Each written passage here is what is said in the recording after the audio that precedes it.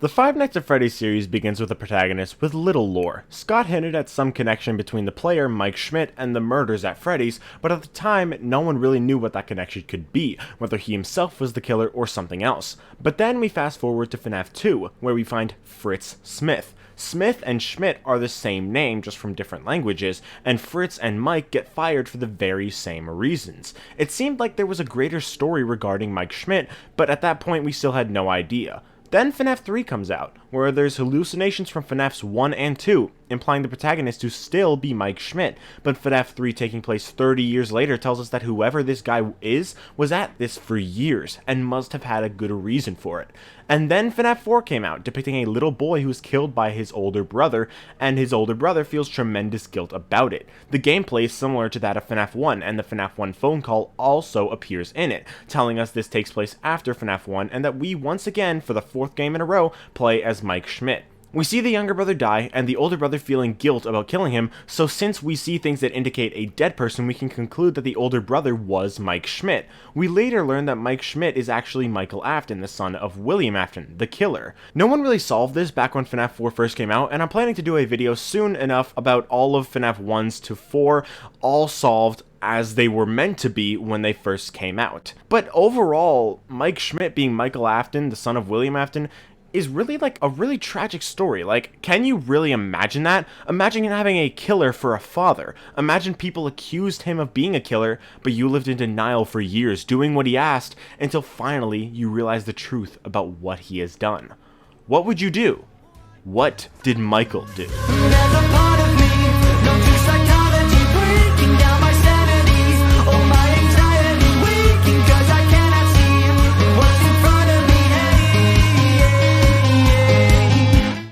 Michael's story is really a tragic one. Even from birth, Michael was constantly ignored by his father, but when his siblings are born, they get so much more attention. Whether or not it is good attention is up for debate, probably a little bit of both, but Michael is never the one getting any of it, whether good or bad. You can kind of feel bad for him, right? It's like those middle child memes, except in this case it's the older child, and it's not exaggerated. That's literally how it is for Michael. His father straight up doesn't care about him, and that's really sad. You can understand why he would take that anger out on his brother, the brother that is responsible for the attention being taken away from him. It pisses him off, and he envies his brother for it, but at the same time, he still loves his brother and has to take care of him on his own, most likely as William becomes an alcoholic. It's all up to Michael to take care of his brother, and while he loves his brother, he hates having to babysit him, so he just tries to scare him, a little taste of revenge. He pulled a few pranks intending to be harmless, but one of them went too far. His luck ran out. Was it his fault? Was it Fredbear's fault? Was it his friend's fault? In truth, it was all of their fault, but Michael was the most guilty, and he felt it too. He made a horrible mistake, but at that point there was no way to do good, no way to make up for the bad that he'd done, not until a few years later. The missing children incident. William Afton, Michael's father, the prime suspect, but was let go due to lack of evidence. While everyone else believed William to be responsible, leading to his eventual fall from the Fazbear Company, Michael refused to believe it. He believed his father was a good man. He listened to him when he told him to go to the newly opened Freddy Fazbear's Pizza. He listened to him when he was told to go to the next, and he listened to him when he told him to save his sister. Wait, save his sister? But his sister died years ago. Little did he know that his sister was residing in the very same animatronic that killed her. The very animatronic that was built to kill. The very animatronic that was built to kill by William Afton. After trusting his father for so many years, he finally learns the truth. His father truly was responsible for the murders, and the children he murdered were still here, inside the animatronics that were designed to kill. Inside the animatronics Michael's, unbeknownst to him, essentially dead father had forced to kill. He had been torturing these children whether they knew it or not, and all they wanted to do was escape, and he wanted to help them. But he didn't realize that they were trying to escape using him. Michael is scooped, injected with remnant, and the now tangled together animatronics used his body to escape. His body begins to rot and decay as if it was a dead body because he no longer was in control. And while he isn't like this forever like many people assume he is, it is still an utterly terrifying thing he went through, and he wouldn't be the same ever again. He was forced to just watch as the spirits who had been attacking him for almost a week used his body like a puppet to escape into the world and potentially hurt more people. He can't help but blame himself. Again. It was all his fault. Again. there was only one thing left for him to do now. He was going to go find William.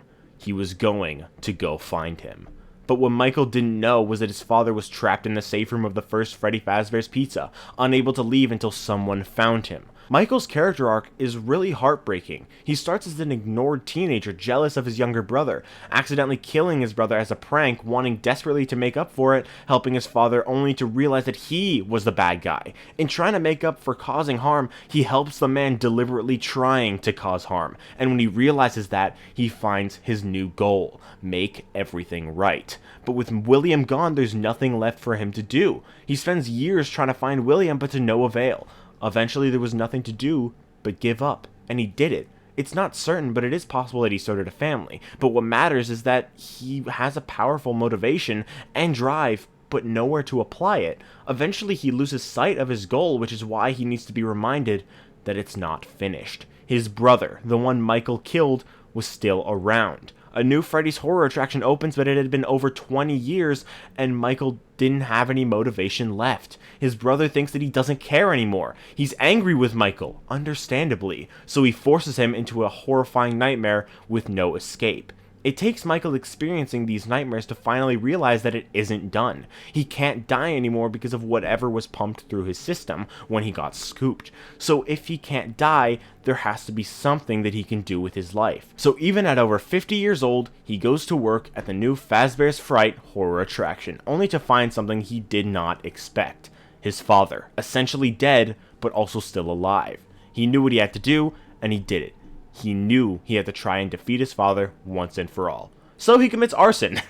He burns down the Fazbear's Fright horror attraction with William Afton inside. He believes William is now dead and is satisfied with what he's done, looking down at the burned attraction. But William Afton, unbeknownst to him, emerged from the rubble and managed to rebuild himself using another Spring Bonnie suit. Eventually, Mike learns of this, and he returns one last time, back to what may be the original Fredbear's Family Diner, repurposed into a trap to end it all. He returns once again to try to make things right, and I think that's what makes Michael Afton such a great character. He's a man who made a big mistake and dedicated his life to trying to make up for it. But along the way, he gave up. But eventually, push came to shove, and he realized that there was more he had to do. Michael is an amazingly written character, and I think he's the perfect protagonist for a series like this.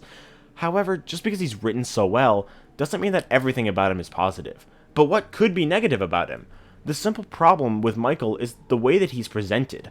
FNAF isn't told as a linear story exactly, but rather there is a linear story that we're just given hints about. Fazbear Frights, the survival logbook, throughout the games, we're given hints as to how the story goes, and it's with these hints that we can piece together Michael's motivation and goals. And it's these aspects of his character that make him such a good character. The problem is just that we've never gotten Michael Afton himself to appear as an actual character before. We've gotten William Afton, we've gotten Henry, we've gotten Elizabeth, but Michael Afton has just been given nothing.